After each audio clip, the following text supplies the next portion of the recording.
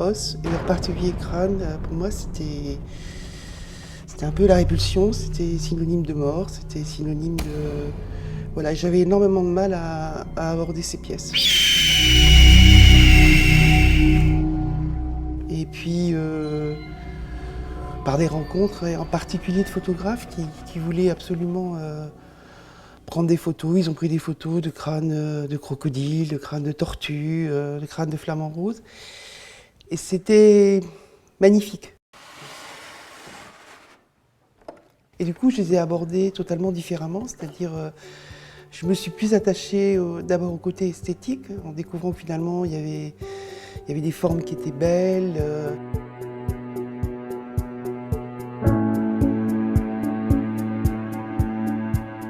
Finalement, quand on regarde un crâne, il parle. Là, vous avez découvert les crânes d'hippopotame. C'est un animal, quand on le voit sur pied, voilà, dans la savane, il paraît placide, ça a l'air d'être un bon gros père.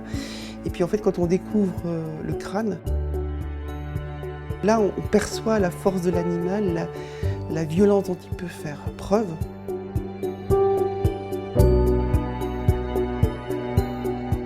Ça fait 32 ans là, que je travaille dans ce musée, d'abord en tant qu'assistante, puis maintenant conservatrice.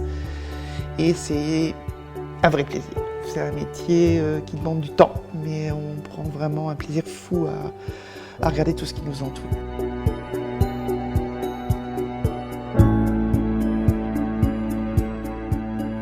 Cet oiseau, il est stupéfiant. C'est l'association des couleurs qui est vraiment surprenante, entre l'orange, le jaune, une teinte de bleu, une autre teinte de bleu, puis ce masque vert de catcheur, c'est génial. On n'oserait pas aborder ces couleurs-là, nous. Et puis chez eux, c'est beau, c'est esthétique, ça choque pas.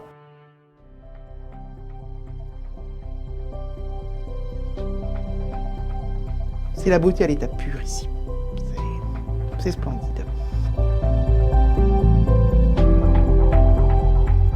Moi, c'est ce que je souhaite, c'est que vraiment les gens, pour eux, le musée, ça soit une balade, mais ça soit un émerveillement pour les yeux et qu'ils retiennent plein de petits détails de chaque animal qu'ils va voir.